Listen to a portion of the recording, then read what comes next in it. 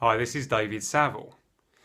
Now, 3 weeks ago today, I left paid employment to go to run my own coaching business.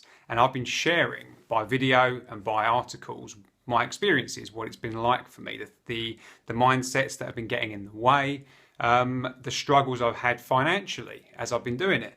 Now, someone challenged me on this. They said, along the lines of, until I'm successful and earning plenty of money, that I shouldn't be sharing this stuff because I shouldn't be inspiring others to do what I'm doing.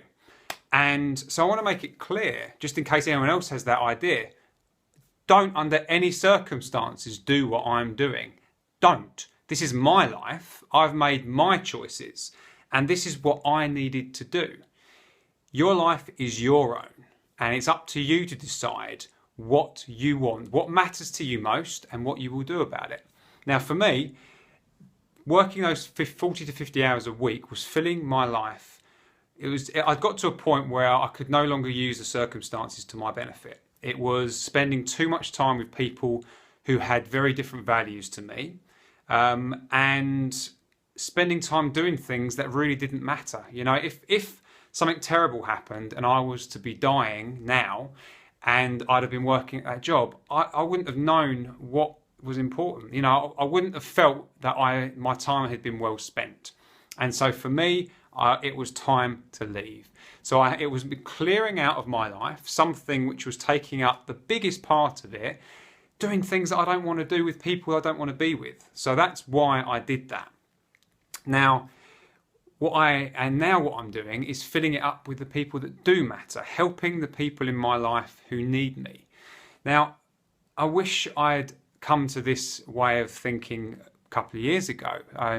Well, 2 or 3 years ago would have been great because my dad died just over 2 years ago, and I was working at the time at the same company, and the most time I got to spend with him was in the 2 weeks before he died, when I went to hospital and I stayed with him. I slept there, so I'd stay overnight, and I went to work sporadically when I got time.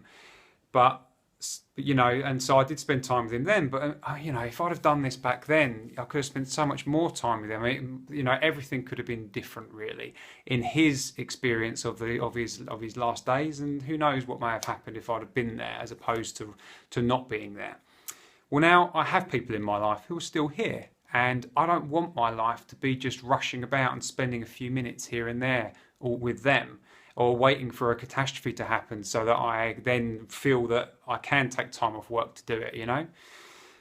So anyway, so for me, now is the time. And the financial implications of it don't matter for me, because the worst case scenario is that I would lose the house, have to sell my house. Now, although that'd be terrible, I mean, it's a family home actually, it's the one I grew up in, and it would affect my mum as well. So, you know, it's no small matter.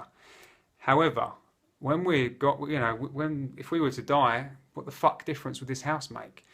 So if the worst did happen and we did that, it would actually put me in a better financial position, because I would have money left over from that, which I could then use to support myself in my business and take time. So it's not, the financial side isn't important. My ability to be okay with the worst case scenario financially is what's made the difference for me, and that's important, because take away the money and what matters to me is spending time with those people, supporting my grandma and my mum, being there with them. That is what is important, because I want their life to be as good as it can be, and I can't do that if I'm rushing about all the time. You know, I haven't got a big family and I need to be there myself, and I want to be.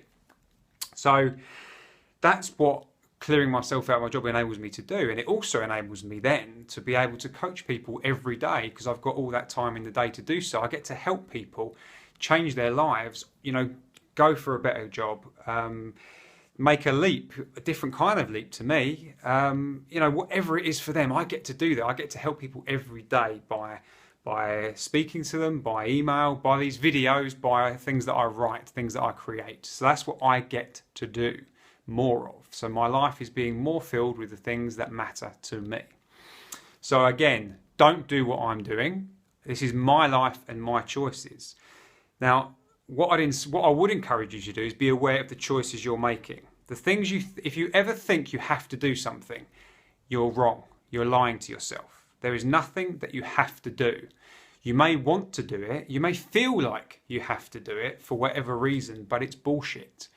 Because if a catastrophe happened and you stop doing that thing you think you have to do, you would find a way. You just would, because that is our nature. You know, when shit happens, we deal with it and we move forwards. That's how we've evolved. That's how we are. So why wait until a catastrophe happens? Create the opportunity now. Decide for yourself what it is that matters to you, what you want, and then go do that. So I have a question for you. What could you clear out of your life? What could you stop doing that would make the biggest difference to you? And it can be anything at all. Again, don't do what I'm doing, but just think about what you could clear out. How much of your day you spent doing things that have no positive effect on your life, and that if you didn't do them again, you wouldn't care about? What can you stop doing? Comment below, message me directly.